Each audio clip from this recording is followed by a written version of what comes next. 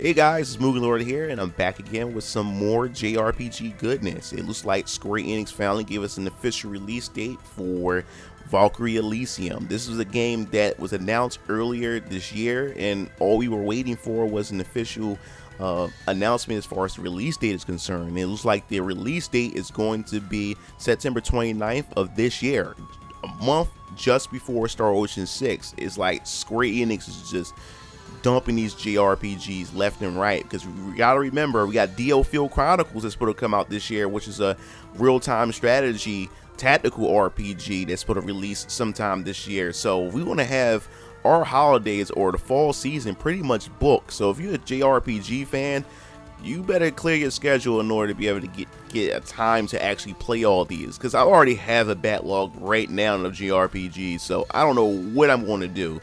Well, anyway, if you're looking forward to give this game a try and you don't know what the Valkyrie series is, it's pretty much a game or JRPG that was created by Enix before Square Enix became, I guess you could say, a combined company back in the day in the early 90s. Well, Valkyrie Profile was the first game within the entry that was really good. And I only played some of the Valkyrie series is because I was even whelmed with JRPGs at the time too, so I never really got a chance to deep dive into Valkyrie Profile, but I eventually picked it up on the PSP and never got a chance to really finish it because I was in college at that time. But the Valkyrie Profile or the Valkyrie series is a pretty niche JRPG, and you can tell from the presentation here is that this is pretty much a AA title, and you can tell by the production and how it looks compared to the rest of Square Enix, high profile JRPGs. And I understand why they would like to take this approach.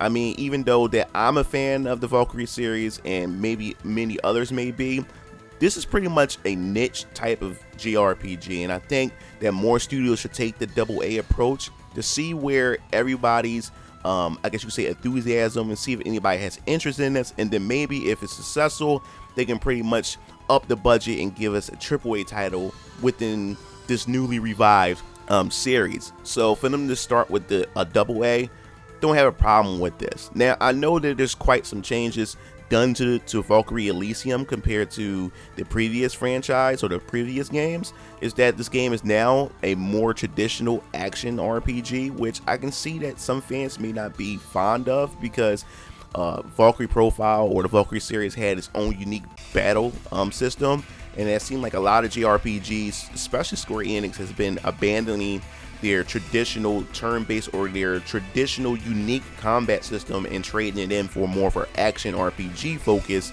And I guess that's pretty much to I guess you could say expand or to appeal to a much wider audience who love to get into their games by having an action RPG. And I guess it's the way to actually bring more people to be more well known and more versed in the Valkyrie series, which I can understand that fans could be upset for.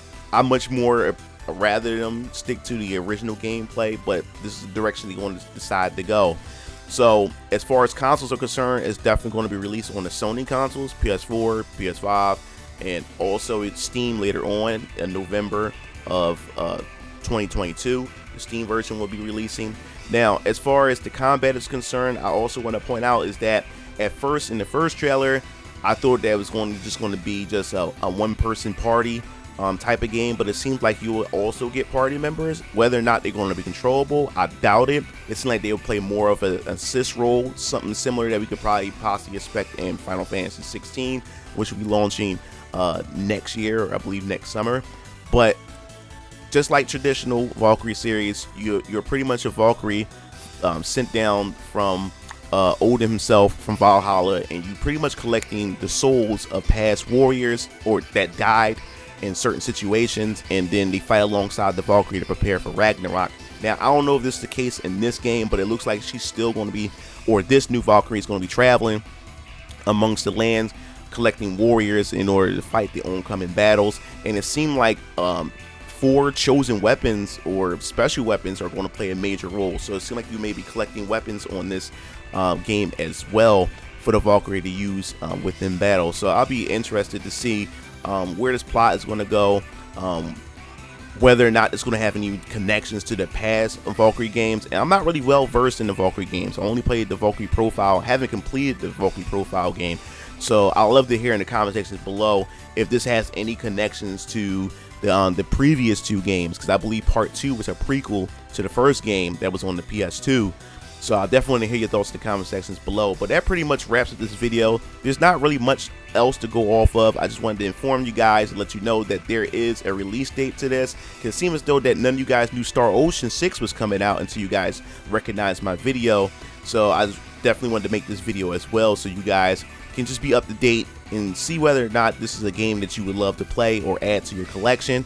I'll be getting it for the PS5. I was hoping it's going to release for the Xbox Series X, because I want to build my JRPG collection for my Xbox Series X. So it seemed kind of weird that this franchise is not on the Xbox Series X, but Star Ocean is. Well, it makes sense with Star Ocean because it was before. But that's pretty much it for this video. If you liked the video, hit the like button, hit the subscribe button, because it definitely helps me out on the algorithm. And also, hit that bell to be notified for more JRPG news in the near future, or just video games in general. This is MugenLord, sign off. I'll see you Game Fiends later. Peace out.